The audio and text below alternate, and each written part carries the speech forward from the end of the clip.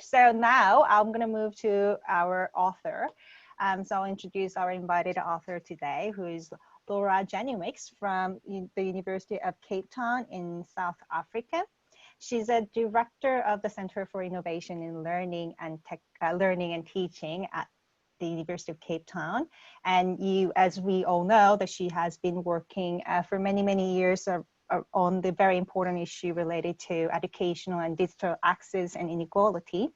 And some of you have come across her recent project, which is very exciting project, the Unbundled University, where she and her colleagues try to reveal some of the critical issues related to the unbundling issue, and also try to produce and provide a new way of thinking about educational provision in higher education.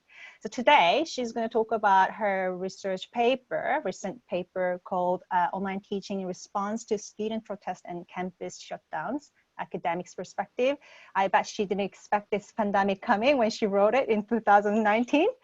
But yeah, this is happening, and then this became one of the most relevant paper to the current situation. So it's a great pleasure to have her here. So please welcome and listen to her. So Laura, do you want to start your little presentation for us, please? Yeah, and thank you so much for taking the time to go around so that I know who I'm talking to.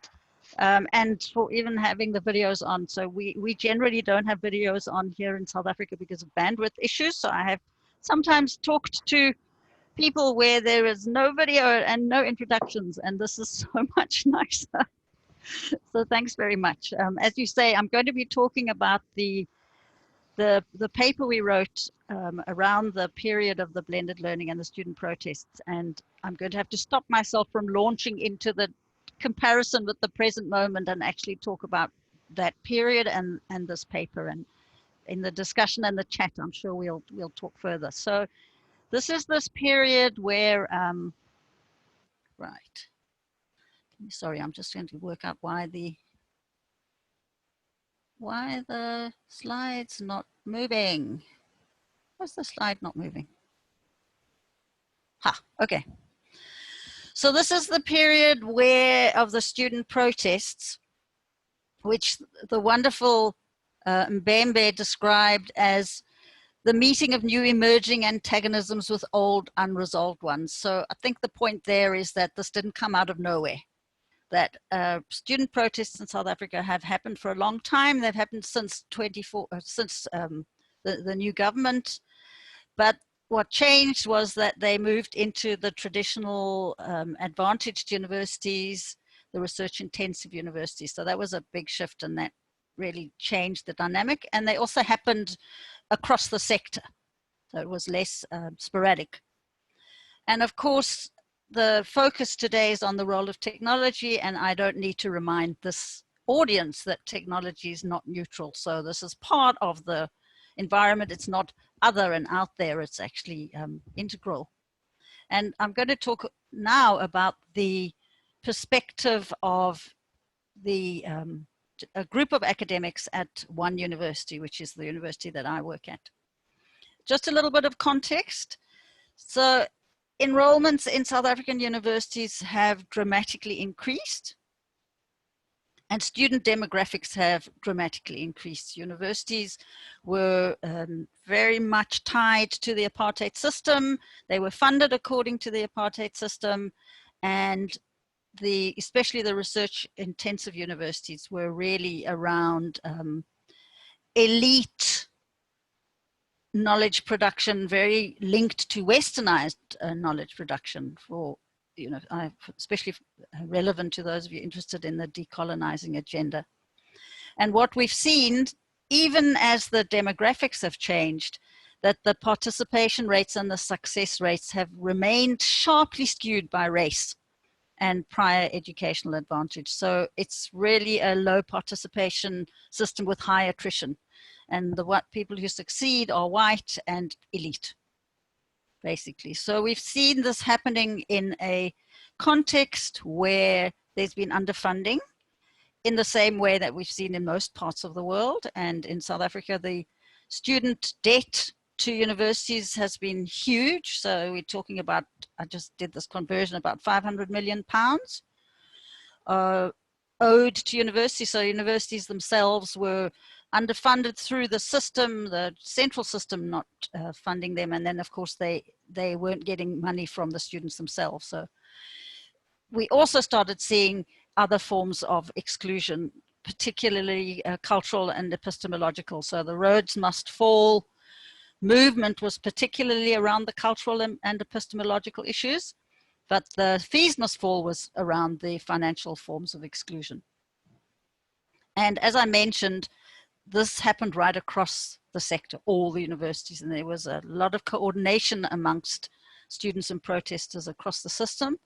And universities were closed for days and weeks, and it was very ad hoc. So it was really difficult to tell from day to day whether a university would be closed or not. It was, especially at the beginning, interestingly, later on, the university started planning for these potential closures because they tended to happen around exam time in order to close, in order to have more leverage, because there'd be a lot of pressure to have the exams and finish the academic year. The interesting thing is that the sector-wide protests ended when free education for the poor was announced, and it was announced very suddenly without, in fact, any consultation from the president at the time. But although the protests, and this is relevant to our later conversation, ended as a sectoral thing, they haven't actually ended. So for people who are dealing with the pandemic, many of them have had continued protests, so that it's remained a feature of the environment. And it left a huge financial damage in the system, by which I mean actual damage to universities, because there were libraries burnt down, there was damages to cars, and it was, as commentators said, unusual, not only in the scale and the scope and the intensity, but also in the extent of the violence. And Jonathan Jansen, who made that observation in his book, written about, reflecting on that time, was a vice chancellor of one of the universities at the time and is now a professor. And another commentator, who's a well-known social researcher, commented that even whether or not people were actively involved, everyone was affected. So the entire sector was impacted on, both by the protests and by the institutional responses. In our case at the University of Cape Town, as you mentioned, I'm a professor at the university. I'm the director of the Center for Teaching and Learning, which, unlike your center, is both a research center and an implementation center. We found out online overnight that blended learning was going to be one of the mechanisms for seeing the academic project through the year. In fact, I was sitting in a meeting with my colleagues from Leeds University when this announcement came through. And I thought, that's really interesting. There was no consultation. It was clearly one of those very spontaneous decisions. So we got some money from the Carnegie Corporation and immediately thought, this is something we have to both do and research. And we 4 universities undertook this research, and we were able, we interviewed students, we interviewed learning and teaching professionals, and we were able to find 16 academics to interview, which is very few. It's also an incredible number. It's actually a lot, because academics were so pressurized and so stressed that to find anyone who was actually prepared to give a lengthy interview was really challenging. And we found them mostly through the sessions that the Center for Teaching and Learning offered to people who were, departments ran sessions around the possibilities of online. So they were already people who had some interest in online. In terms of locating this paper at the time, there was not much. Now there's a lot. We looked at critical pedagogy. We looked at the whole issue of techno-determinism. Obviously, there was this emerging literature on digital colonialism. There's some literature on protests and the social media, although the Hong Kong protests hadn't actually happened at that time. And then, of course, there's all the blended learning in challenging circumstances like floods and earthquakes and so on, which is quite different in many ways, usually because of consensus around the need. We used activity theory, and I was just chatting to Brett about this before the session. We went for a simple version of activity theory. We went for second generation activity theory rather than something later and something more complex, because we were looking for something that would be illuminating and that would be a way of mapping the changes to the systems that were extremely complicated and obviously very relational. And this provided a way, in fact, of clarifying our own observations. So it was a really useful sense-making tool. And we can talk about that some more. I know we're doing research at the moment on COVID, and we're looking at maybe using one of the later generations. It just gets very complicated. And this is meant to be, you know, that lovely saying about there's nothing as practical as a good theory. So this is meant to be practical and useful.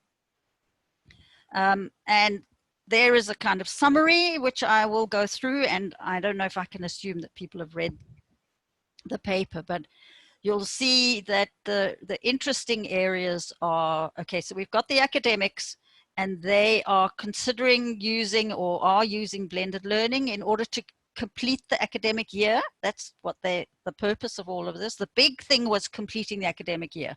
This was the central discourse. But the mediation was not simply the tools. It was more complex than that. And the rules obviously changed dramatically. So yeah, we can come back to this rather. I'd rather keep more time for discussion. First of all, people's views about blended learning. You need to know that in South Africa, it was only in 2014 that residential universities were allowed to do distance education.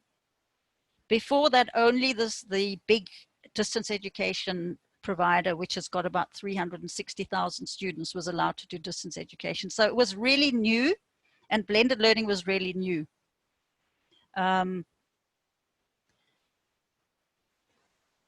everyone felt implicated in this shift, and they had pretty ambivalent feelings about blended learning itself. It was really emotive, as you can imagine, for a number of reasons. Some people just felt that it was a band-aid solution. Other people said, we tried it, because remember we had 3 years of this, and we tried it last year and this is just not useful, so we've seen the damage it's done, or we don't have an appetite for it. And some people simply describe their levels of stress. In the middle of all this, the protests, what's going on, the closures, the shift in having to learn new skills, it really caused tears. And so suddenly having to go online was an additional burden. But people who had been trying to use digitally enabled methods in their classrooms were also offended. So they would say, this has got nothing to do with blended learning. This is panic throwing things online. This is going to give blended learning a bad name. It's an abomination to suggest that what we did was blended learning.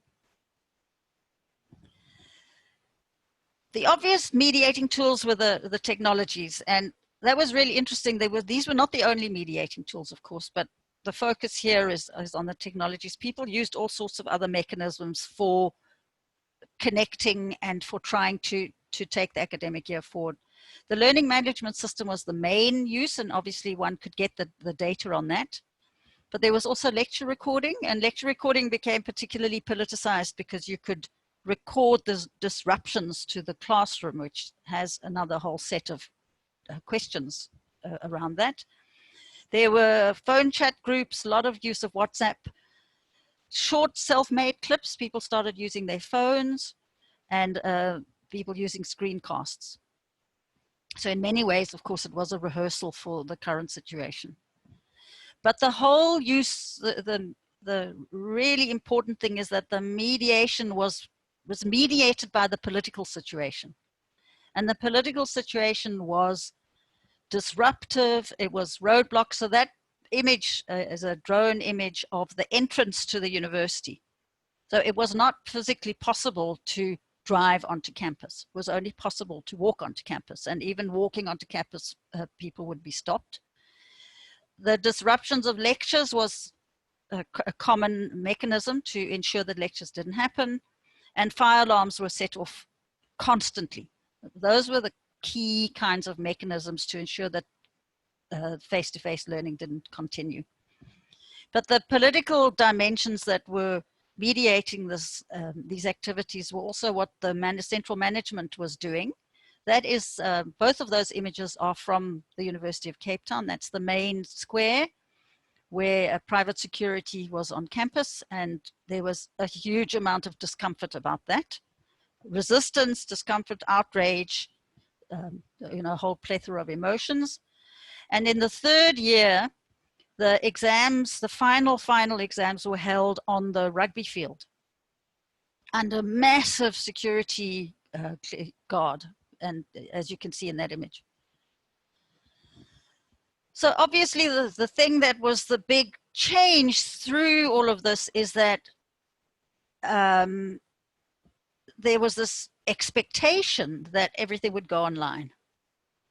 And people's response was really unhappy, especially in a traditional research intensive university where academics are used to a lot of agency, that they were being forced to do this. And people would say, if we'd be keen to explore this if it wasn't with a sort of gun against your head, or this was forced on us.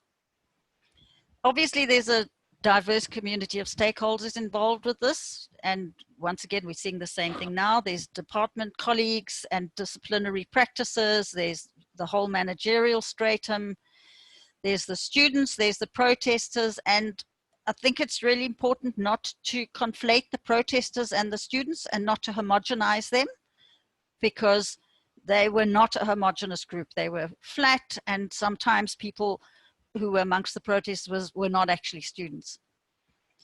And then of course there was the entire stratum of operations people who, administrators. So when, for example, exams were delayed until the following year, the Christmas leave breaks were all cancelled. So it had profound implications for everyone. In terms of the division of labor, there were the academics producing online content, the students who received it and produced it, the tutors, I suspect in your environment tutors do a lot of teaching too, and then the professional support staff. And the tutors were really interesting because in quite a few cases they refused to participate in supporting blended learning, and felt that by doing so they might be undermining the protest action. That was particularly true in the humanities faculty. What one saw was that the professional staff were caught up in overnight having to support blended and online learning in ways which they weren't necessarily themselves able or prepared or having the capacity to do. And this was very mindful of an environment of enormous digital inequality. And that was right up front from the start. And of course, there wasn't consensus within the center itself. We interviewed people in our center, and people's own views about how to respond were very mixed, which was pretty challenging. So the central contradiction was, in this very, very fraught environment, was the protesters demanding that the academic program ceases. That was the point. That was the point of leverage. And the institutional insistence that the year's curriculum was completed and that exams were taken. That was the clash. But that meant there was a lot of tension and specific tension. So the first was ambivalence. The academics themselves were ambivalent. They were ambivalent because they felt this wasn't a normal situation and that it was getting normalized, especially as it happened year after year. They were ambivalent because they didn't always know what was going on, and they didn't always like what was going on. So they had to exercise their own agency. There was a huge concern across the board around divides and exclusion, all different kinds of exclusion. So questions of access, questions of cost, that's when the first example of zero rating of cell phone data first happened. It's happened again now. And then there were concerns around existential exclusion. So people already upset, and now you're adding another layer of exclusion. There was a lot of anxiety about negative associations being created by blended learning being attached to protests. And at the same time, there was a growing realization that the world is becoming more digitally mediated, that traditional face-to-face universities needs to start thinking about how to engage with this and to create graduate attributes that were relevant to a more digitally mediated world. And now blended learning was associated with protest action, and that this was going to do damage to this agenda going forward. So I'm going to sort of end with just one or two remarks so that we can really take the opportunity to have discussion. It was clear from our interviews, and we had the people who did speak to us spoke to us at length. We have long, interesting interviews. They were caught up in a complex moral web of choices, compromise, strategies, and technology use was only one aspect of this. And the questions were, was using blended learning a betrayal? If you were an academic who supported this fight for free decolonized education, which was the banner, because the two were put together, was that actually the wrong thing to do, which caused discomfort? On the other hand, what was the responsibility of the university to the academics and professionals and the majority of students who wanted to complete the academic year? So it wasn't an either or. Other universities who did polls found that the majority of students and academics wanted to complete the academic year, even when they were in agreement with the issues that underlay the protests. Strategically, was using blended learning even appropriate or practical? And these are once again questions that we face now. And then of course, was this even blended learning at all? For those of you who work in TEL, this is a good question. Which of course leads us very much to the questions now. So what can we learn from that period around now? What was similar? And obviously I've got some ideas, and I'm sure people in the room have some ideas. In what ways are we facing similar issues, and what's different? And which issues are simply intractable? Which are the things that are impossible to solve? You know, people like to talk about a wicked problem. It seems to me this is beyond a wicked problem. I don't know what the word for beyond a wicked problem is, but a diabolical problem maybe. And what should we be doing differently now? So I'll leave it at that. I haven't had a chance to look in the chat, but I'm really looking forward to hearing both questions about that period and then discussions about how that might or might not be useful to understand what's happening now.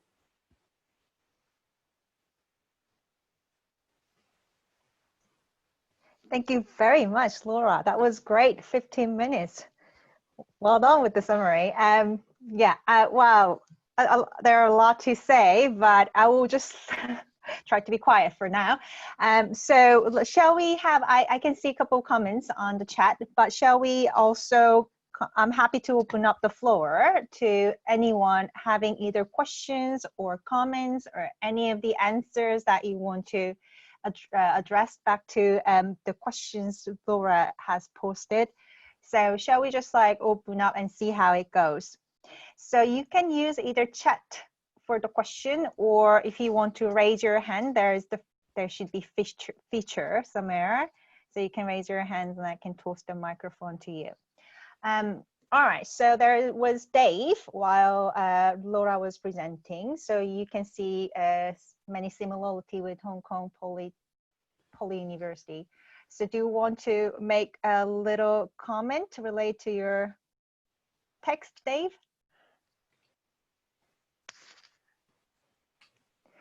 Yeah, you have to unmute you rather than hide yourself. Yeah, I don't know why I did that. Maybe I was embarrassed that I'm not going to say anything of great depth, but yeah, like Michael, who introduced himself earlier on, I live in Hong Kong, and my university, Hong Kong Poly U, is the epicenter of all the protests. It was occupied.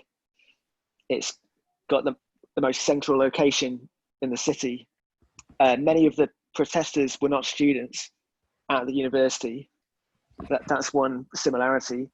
Also, the university was completely unprepared for what happened, and the police entered the campus, which is quite shocking to see on the news.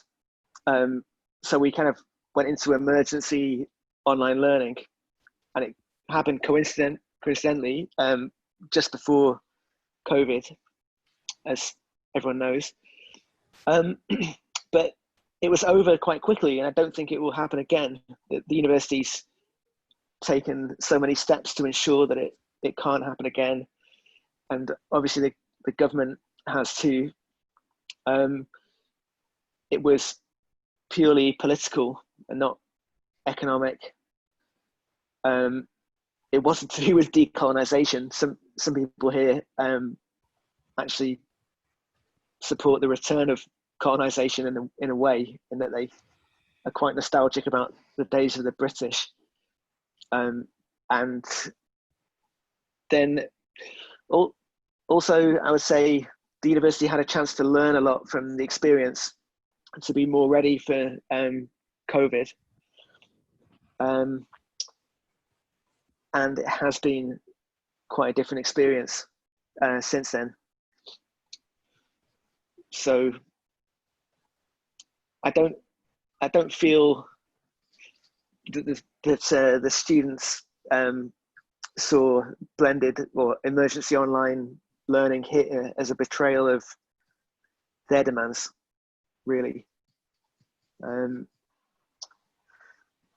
Yeah, I don't know. It's interesting because I've been to UCT, and it's quite shocking to see those images of it. All right, thank you.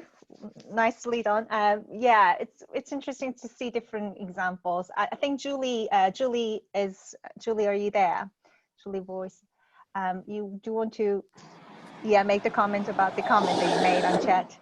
Yeah, I can do. It's just obviously we had some strikes where staff were on strike in the UK, quite a significant period of time, both this year and last year.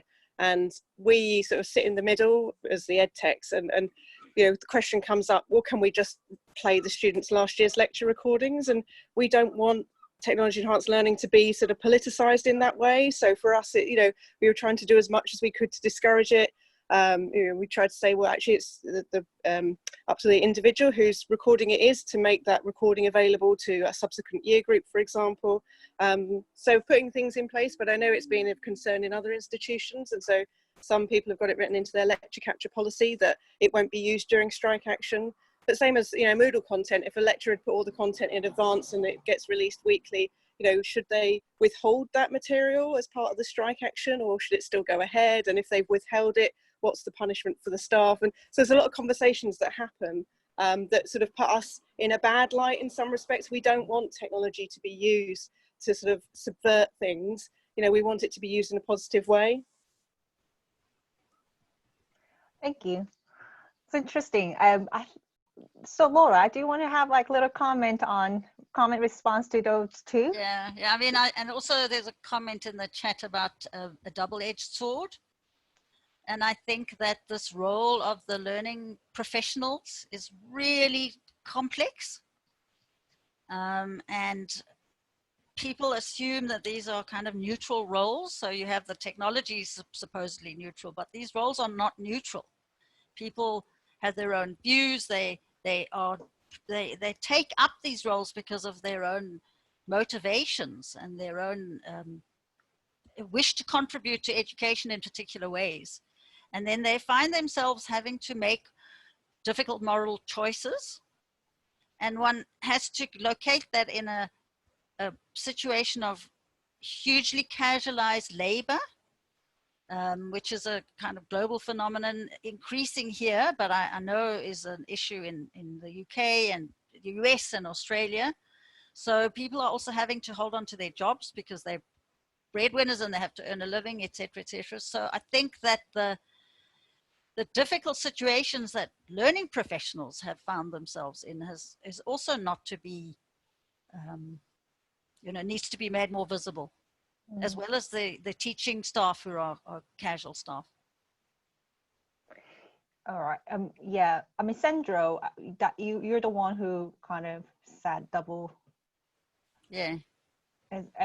Is it San? I think I read something. It's quite quick. Samantha, is it you?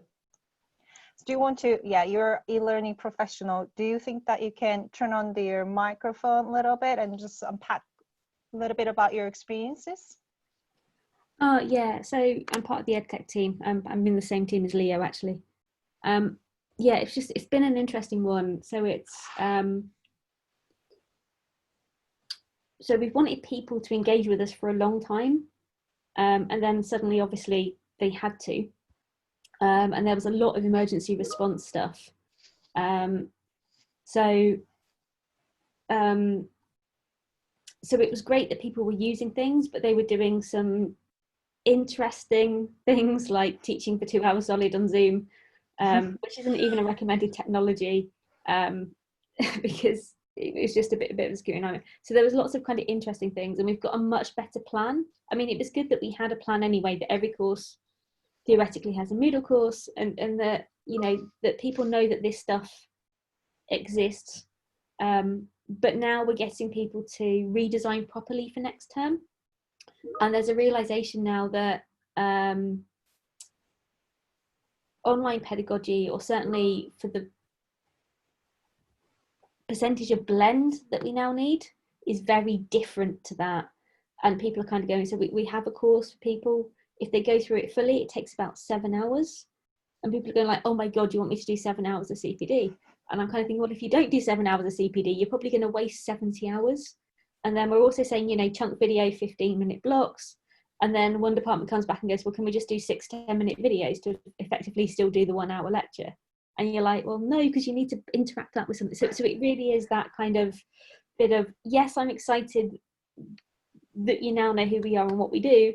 At the same time, I don't want you to think that this is a bad and horrible and hard thing to do.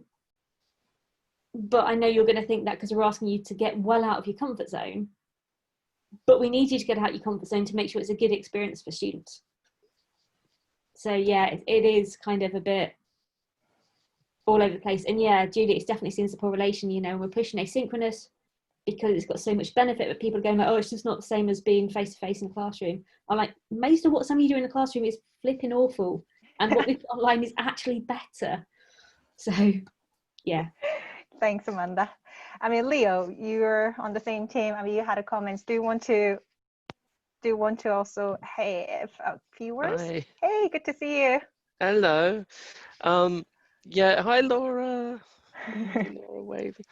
Thanks for that presentation, Laura. That was wonderful. And yeah, it just feels so much like, I mean, obviously it is and it's not, but in so many respects, so much like the sort of current dilemma that we face. I think, as Sam was mentioning before, this, and she was saying, we're sort of now asking people to redesign properly for next term, and of course, you know, that's really soon.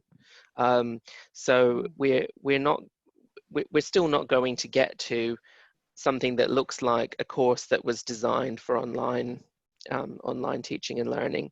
But it does sort of concern me that a lot of people on kind of Twitter threads and kind of posts that they're writing for various kind of higher education kind of blogs and websites around the world, are sort of referring to, you know, what we're saying, this thing of what we're doing now is not online learning.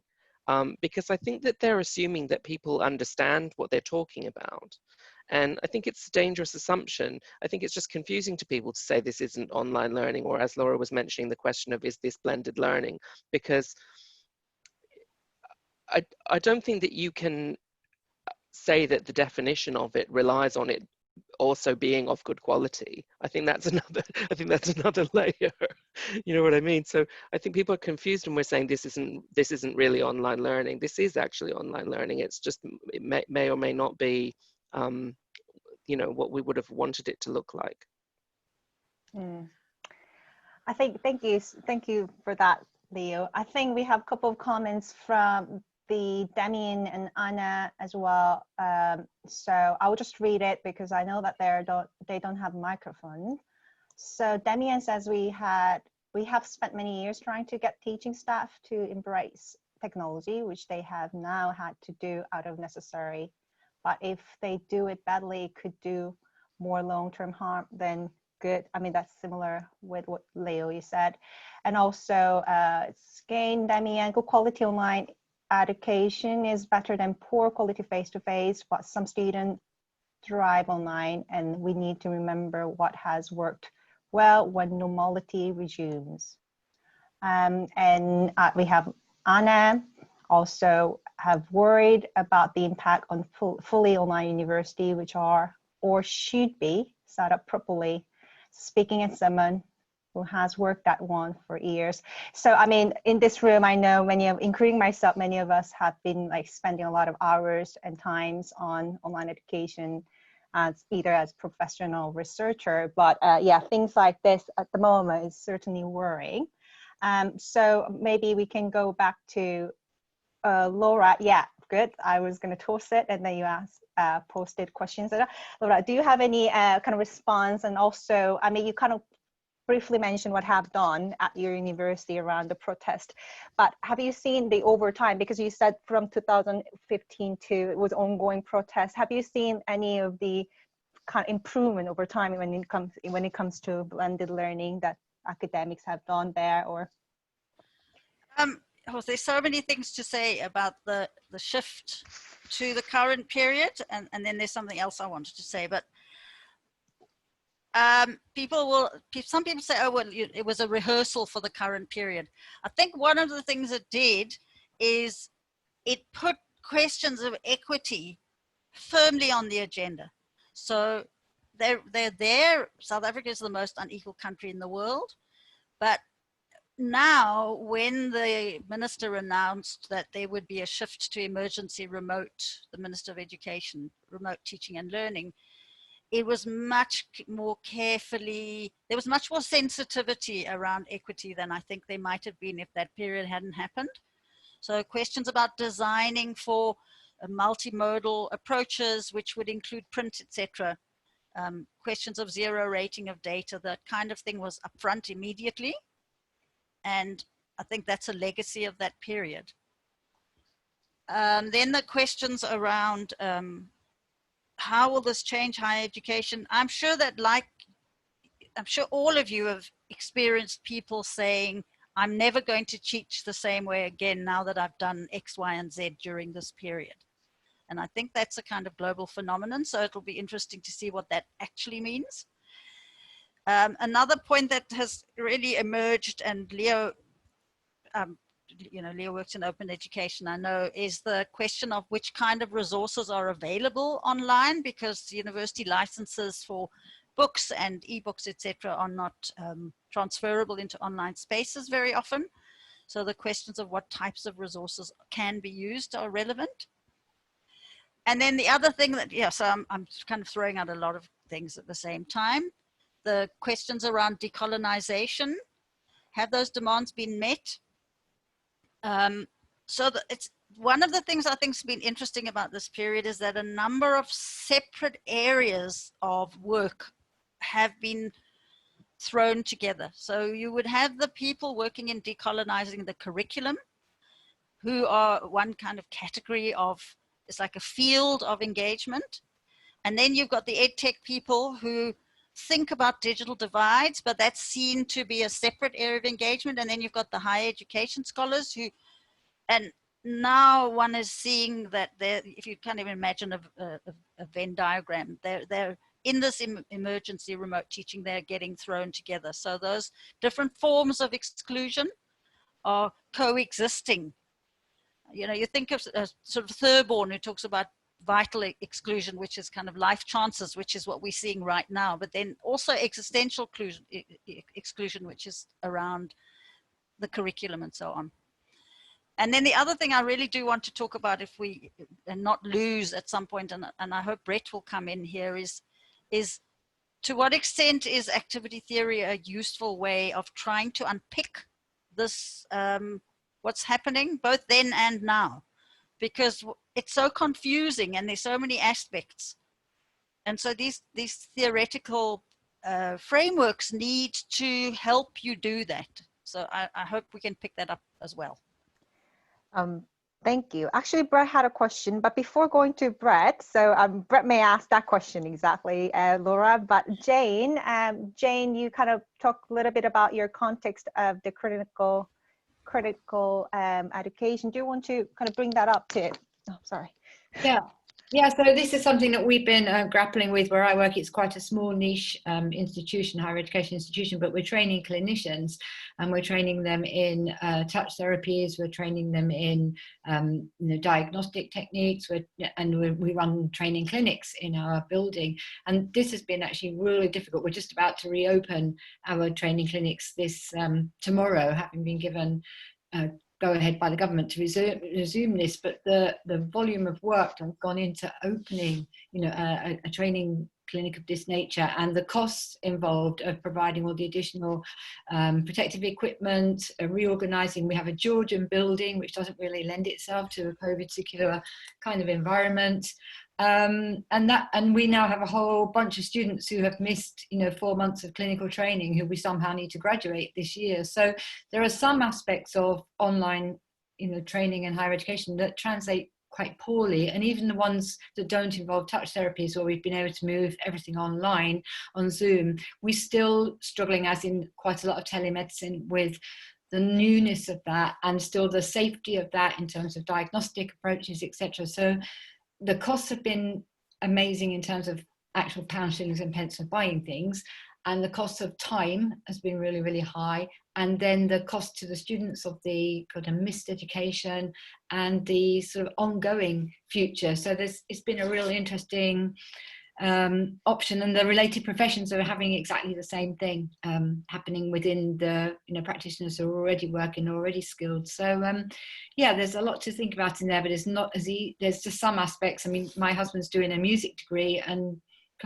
music performance, it doesn't work on Zoom. So there are some areas where I think there'll always be some sort of a requirement for people to physically be together in some way, even if certain aspects can go onto online. But there's definitely an issue around money for sure.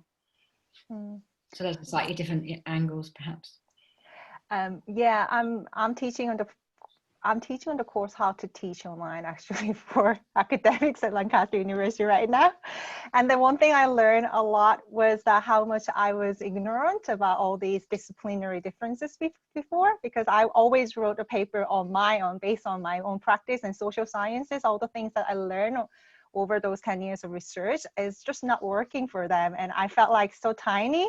And like now I'm just telling them that, I'm gonna shut up here. Like, anything, I can't really give anything to them. So I really appreciate the complexity of it. So by saying that, maybe we can go back to probably Brett, because it's all more complex than possibly any online educator can comprehend. I don't know whether you were gonna ask that question or not, but we can just go back to activity theory and your question. Well, actually, the question I was originally going to ask was about the persistence of the change afterwards, but since I've been goaded into activity theory, yes, it's interesting. When I was reading this paper, I struggled at certain points with the activity theory analysis, and then I think you have to realize it's not just activity theory is complicated, but activity is complicated, right? I mean, that's why it's so interesting. And I think what I struggled with, I'm not saying this is any kind of, you know, oh, well, the analysis wasn't very good. I just think it's a really difficult situation. And what activity theory asks us to look at, among other things, is what really is the object of activity here. If we don't understand what people are really striving to do and change, then the rest of the things won't fall into place. And I think I was struck by this choice to put blended learning itself as the object of activity.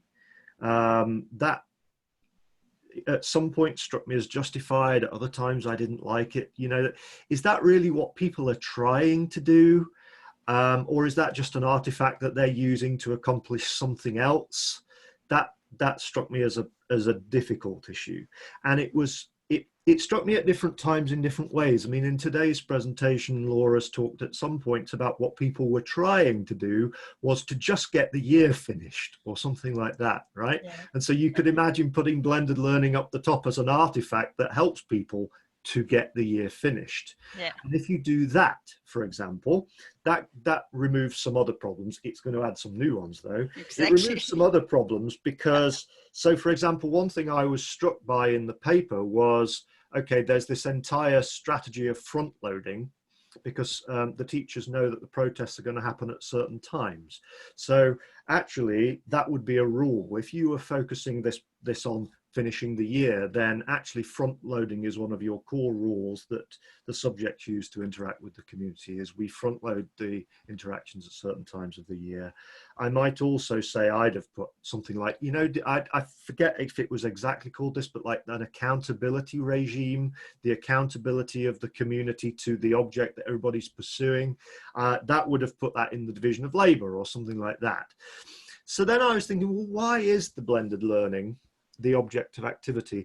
And that's actually partly the question I want to ask Laura, but I think I can think what the answer might involve, which is I think the institution has put it to the academics like that.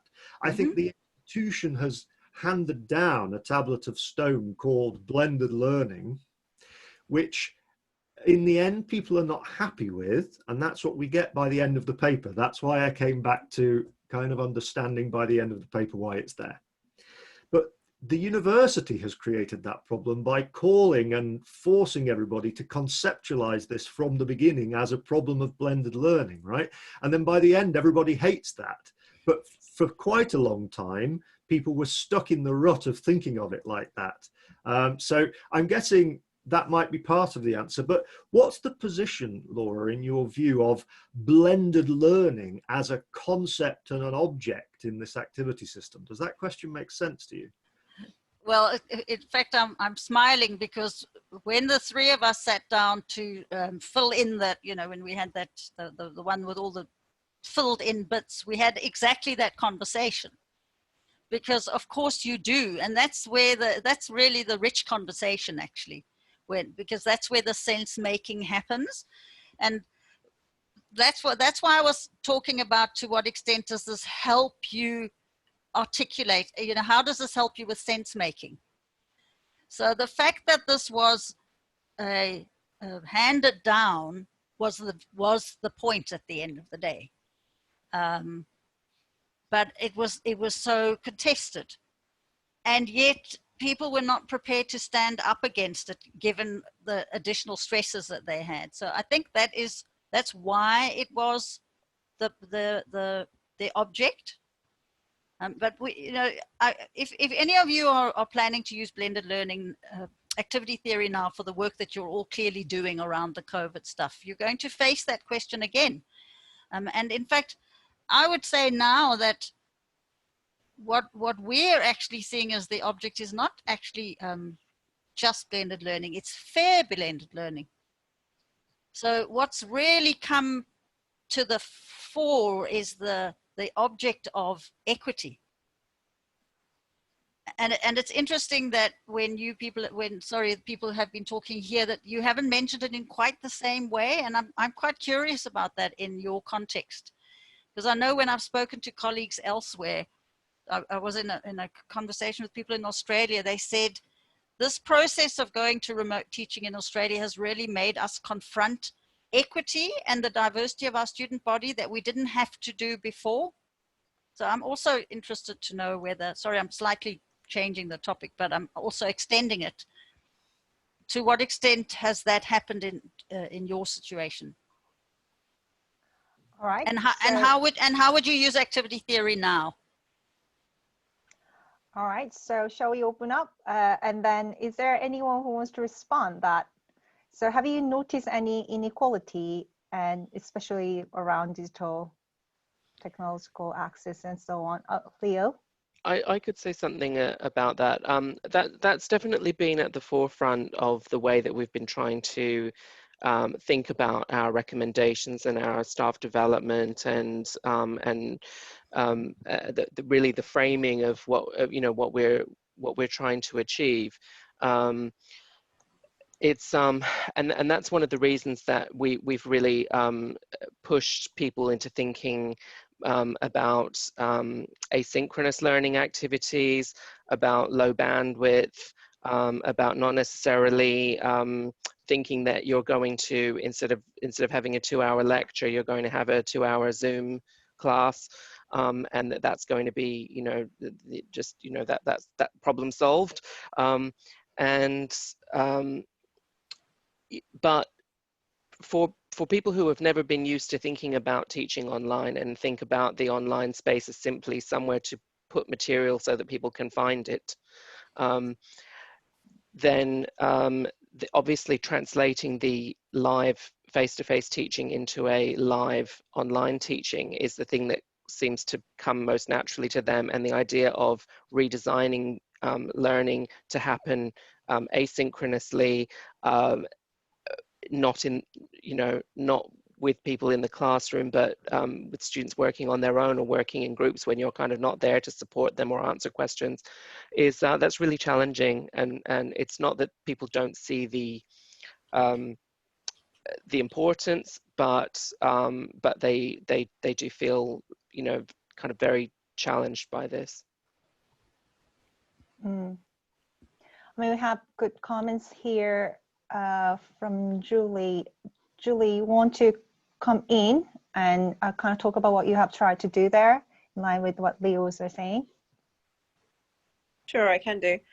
So yeah, we tried to make sure that all our assessments could be done using a mobile phone as a minimum. So we looked at scanning apps whereby students could handwrite their assessments and then use the app to scan it in, because we were aware that some of them just didn't have access to laptops, or even if they did have a laptop, it was like a family laptop, so it would be shared amongst several people. There'd be no guarantee that they'd be able to use it at the time they needed to. And also we had a hardship fund where students could apply for funds that they could then use to buy themselves equipment if they wanted to. So we're looking at what we do moving forward, and looking at what equipment students might need. So being able to provide them with laptops or dongles so that they can get better broadband as well. Yeah, this asynchronous and synchronous division is something quite interesting, and Laura has picked up too. I mean, in my course, that actually many academics, they have realized that asynchronous teaching can be actually more accessible than face-to-face. There has been a lot of discussion because they can see clearly that they can guide students through the activity. So when they were used to doing lecture in the lecture theater or some classroom activity, anything that student has to do after the class or between classes, they haven't given much of the guidance about what to do and how to do. But in this asynchronous setting, that actually much more clearer guidance can be given to students, so we can actually help them manage, like those people who are not having good learning skills can manage their times between classes because it's ongoing kind of facilitation. But that brought the question always back to the academics, that like they're spending too much time to do that, and like it's all stress and then energy they have to put into moderate those time, which is not necessarily the case before. So that brought a lot of issue related to what is fair to academics as well. I mean, we try to really be fair to every single student, but at the end of the day, like we are not getting any resources, and then we are put in the position that now we have to think about transiting, but also this all issues. It's just so overwhelming by individual academics. I don't know what is the university should try to do better. I mean, I don't know what I'm talking about, just like I'm throwing my thoughts in between. But I mean, Laura, do you want to have a little kind of response to Leo and Julie and perhaps myself? Oh my word. So this question about synchronous and asynchronous is really important. And one of the things I've noticed in our context is people use synchronous and face-to-face interchangeably, which is quite fascinating. But the other thing, as you were talking, and various people have been talking also in the chat, is whose responsibility is it? So is it the student's responsibility? Is it the university's responsibility? And what about the government's responsibility? So, you know, when you're talking about devices and divides and equity, I'm intrigued by where the locus of responsibility lies, both in the cases of all of us sitting here, but in general. I mean, where does one actually, where does that lie?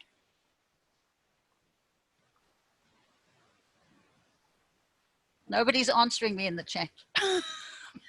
I mean, that's such a difficult question, Laura. Only if you knew that.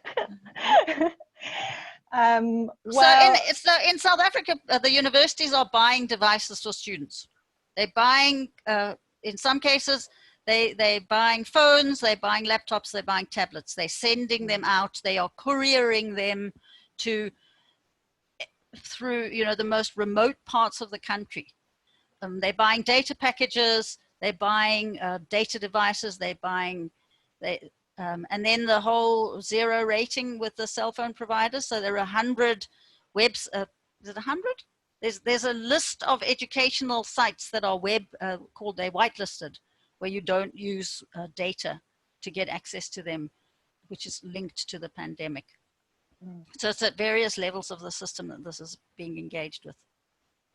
So listening to you, you're all assuming that it's an individual who's responsible for addressing these issues. it's often it's got serious policy implications, I think. Yeah. I mean, is there anyone who can talk a little bit about accessibility regulation in UK? I mean, I think that's really tied into this new practice, and then that's caused a lot of other layer of all the issues. So accessibility regulation is set in, I mean, Laura, I'm not really sure whether you're familiar with that, but like UK University trying to make all the material accessible. Mm-hmm. So there are a lot of discussion on it, because like actually we have to do it from September, like to be regularly posting anything. So actually a lot of issue about the fairness and accessibility actually came down to how to make the documents accessible rather than looking at, so there are a lot of discourse about accessibility, but it became really reductive in a way that how to make documents accessible. And then we just all crazy about the check. And then we have to be getting 100 to put anything on. And then, so we spent a lot of time on it, rather than thinking about like issue behind or beyond. I don't know, is there anyone who knows better about how accessibility goes in line with our discussion? Yeah, so we did, so for the last year, over a year actually, we've had a rolling training program. So as you'll probably know, as of September 2019, anything that was created new should meet basic accessibility criteria. So that's everything in Moodle. So this is kind of an interesting one politically, because the university may or may not be subject to the public sector body regulations depending on their funding. But pretty much everyone agrees that it's a good thing to do it anyway. To a point, and then we get into interesting discussions around video and transcripts or captions. So we know we have to do them for students where it's mentioned in their statement of reasonable adjustment. It's then how far do you go in having that on the rest of the content versus time to do it and cost implication. And we've got an ongoing saga with PDFs as well, in that, you know, yes, you can tag the PDF, but you're also still locking people into a format that may be difficult for them to read or access, even if it is tagged. So you also don't want to force people to listen to something that they could read if you'd given them it in a format that they could change the formatting for themselves. So it is a hard one. I tend to be, well, just suck it up and make it accessible, because my background was secondary education. So I taught in secondary schools for 8.5 years, and you just made things as accessible as you could. It was what you did. That is shifting a little bit, I think, in higher ed, but it's still very much a bolt on afterwards. It's not embedded in practice yet in the way that we'd like it to be. But yeah, we have lots of problems around maths and sciences where they create LaTeX documents and want to convert them to PDF slides and things, and we're kind of saying, well, you know, can you give us a HTML file, or can you use open office files instead? It is a bit of a mess. But we're kind of getting there, and having Blackboard Ally in Moodle kind of helps, because we can say to people, look, that's red, that needs fixing, that's going to be a problem for students. Yeah, Demian also commented very similar. Thank you, Samantha. So academics are responsible. So going back to the initial question posed by Laura, whose responsibility is it? It's like, yeah, often come down to academics, but if nobody is checking up on them, will they actually do it? My experience are there are people checking on me. So I got caught a few times already. So I had to make it more accessible. But the focus here is that in this conversation related to bigger issue of fairness, I mean, have you had anyone had any experience of having kind of fruitful discussion about making online education and blended learning actually fairer beyond this accessibility? For me, my worry is this accessibility, we focus on this too much, and then actually we move away. I think people may think that if they get 100% and then their documents are accessible, they may feel like their online teaching is accessible, which is not in the similar nature in my view. But so I had a concern, but is there anyone who wants to come back? The issue of equality and fair blended learning, which is our next object. I mean, I can offer you an analogy, if that's okay, which is in built infrastructure and facilities for education, we're moving beyond access to inclusivity. So the whole sort of notion that something is accessible for somebody with a disability or a particular need is kind of, it's laden with a deficit model anyway, and you can canalize people so that they can use certain bits over here and can't use bits over here.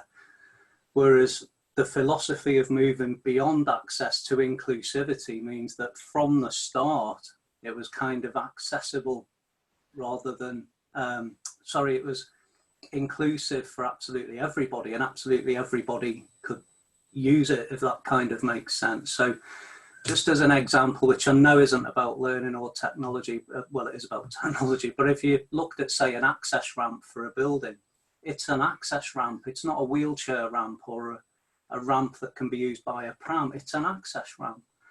And that kind of whole notion beyond access to inclusivity is going to start hopefully feeding into, you know, the engineering community, asset management, facilities management, for higher education, for healthcare, for just about every aspect of building life. So hopefully we'll see that move through in terms of, you know, the web accessibility guidelines, the user experience, human computer interaction, ergonomics, human factors, and all that kind of stuff. Is that okay? Yeah, thank you. I think that's, I mean, your analogy caused a bit of chat here. So Damian says Blackboard audit checks on uploaded materials, but Blackboard itself is not accessible. Yeah, I mean, that's true. What if higher education itself is not accessible to some groups of students? I think someone says that this discussion creates more questions than answer above, which is true. Well, I don't know, somehow, shall we go back to Brett? I mean, it's like kind of you pose some question and then I think we're all talking about something more heavier. What is your view in line with, I don't know, so do you think activity theory is going to help us to understand these issues of accessibility and be able to solve it one day, or? I was going to ask a different question, but okay. You keep getting trapped with activity theory. But you can answer it and then ask your question. And maybe that'll be the last question. I think activity theory is very useful in mapping and the contours of what is a complex situation and showing you how the dynamics are moving without oversimplifying to a very small number of variables. So I think it's complex because the reality it's trying to study is complex, but it does simplify that and show you the kind of tensions and contradictions that you're supposed to be using. So I find it useful in many ways, yes.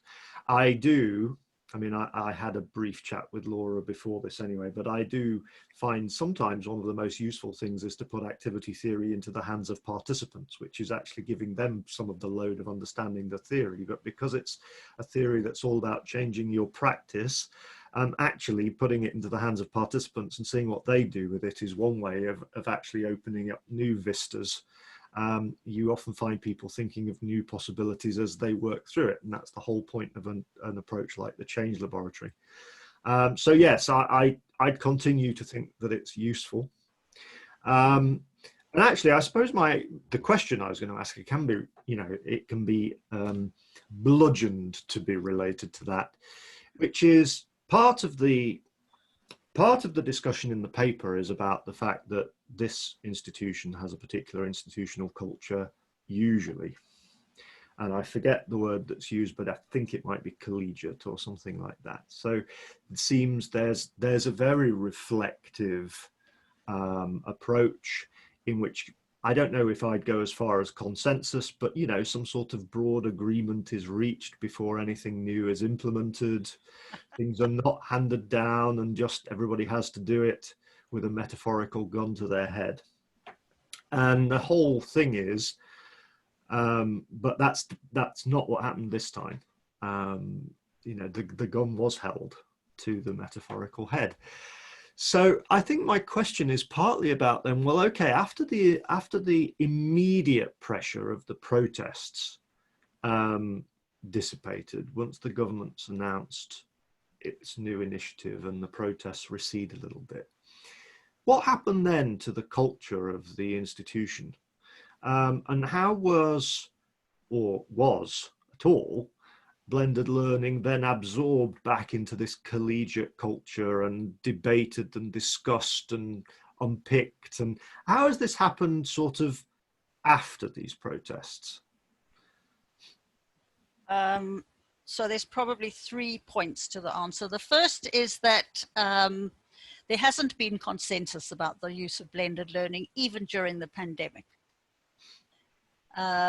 Which is really interesting because I suppose that's the first question I was wondering about. It would have seemed to be more likely and certainly less contested than last time, but in a culture that doesn't take likely to being, so the culture was not dented in that sense. It does not take likely to being told what to do from the center, whichever the center is, whether it's in the university or government. That doesn't change. And so there's been quite a lot of contestation this time about the notion of no student being left behind. And the argument hasn't been the same as in the States, where there's this insane push to go back onto campus. The argument has been to delay the academic project.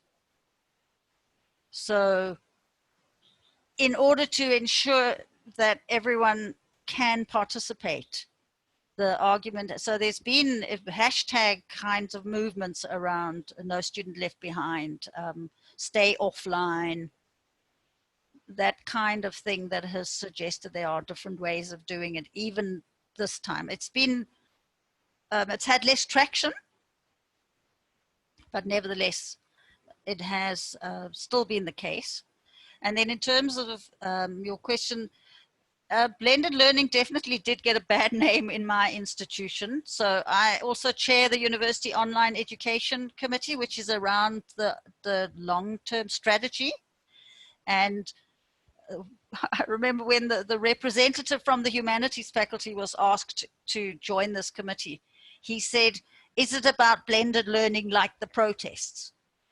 So, and it's really the what you would expect from any university nowadays to be engaging with around the way that the whole of society is digital. So those two issues have definitely been conflated. But the interesting thing, just to go back to your point about a collegial culture, what was great about having funding for 4 site studies is that the other universities had quite different cultures. So top-down cultures where you simply don't get that level of engagement and expected reflection, things happen quite differently. And it does not play out in the same way. I mean, this is common sense to anyone who studies higher education, but the context and how it plays out has made a huge difference. Thanks, Laura. I had a question. Can I ask my question? I mean, you just mentioned that it's going to be last question, so I was like nervous. And you were like, no, it's not. No, I had mine. I'm waiting for it. Yeah. See, so because this paper is written in academic perspective, so I was wondering about, I mean, you mentioned in your presentation as a majority of students were not on protest and they actually want this education to be done to them. So I was just wondering about how the students' responses, like those students that really not mentioned much in the paper, but so majority of students were happy with blended learning, still be able to get the education, or they were struggling. So what happened with them, do you? I don't know if you could say anything about the majority of students. I think that the students were in very torn, because it would have been impossible really to disagree with the premises of the protests, exclusions in multiple ways. And it's become clear over the years the extent to which the westernized colonial culture that predominates the practices and the curriculum of the university is so entrenched. So there's been a lot of attention paid to that, and that component of the protests there was a huge amount of support for.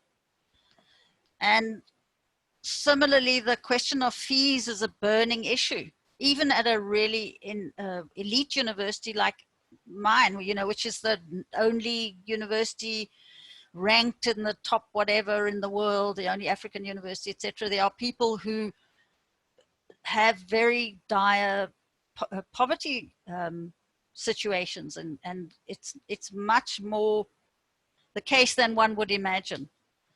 So I think students were hugely ambivalent. But on the other hand, they wanted to finish the academic year because for many of them, they're the first in family.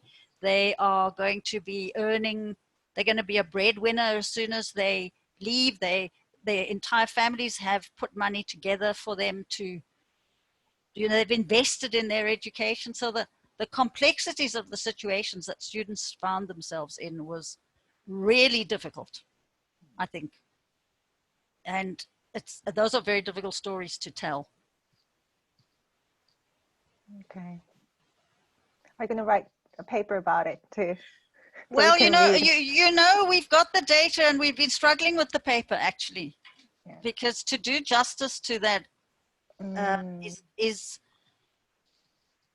quite difficult.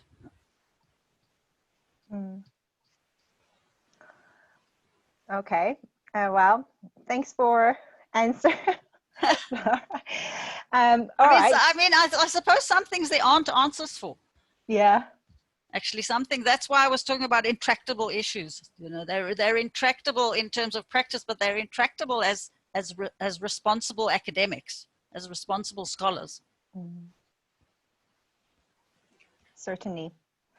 I missed whole chat while I was listening to Laura. So if anyone has any kind of last comments or last question, you can just probably unmute yourself and ask. So this is always awkward moment. I'll give you 30 seconds to do that. So because I usually realize that when I just move on, then someone was typing. I mean, there's just one other thing I would add that's different or interesting this time. is around the stakeholder community. The role of external private companies is a really interesting aspect. And if anyone's looking for a PhD topic, I think that's a really interesting PhD topic, because those are stakeholders that have really moved into this space in solutionist kind of ways that I think is worth researching. All right, so maybe one of you from cohort 13 may take off. I'm happy to support. All right, so I think it was great. I mean, it opened up more questions to think about, but it was great to actually listen to your own voice, Laura, talking about this situation. I know that things are still ongoing here, but I think some of the questions posed were very useful for us to be more responsible, academic and professional, maybe, and think about those things and share those things with our colleagues when we have opportunity. But for now, I want everyone to unmute yourself, and just with our beautiful voice, we can thank Laura and say goodbye to each other, so she can feel you're there. Hooray! Thanks, Laura. Thanks, Laura. Thank you. Great. Laura, really good. Thank you. Thanks very much. That was great. Thanks so much for coming, And guys. And thanks for your interest.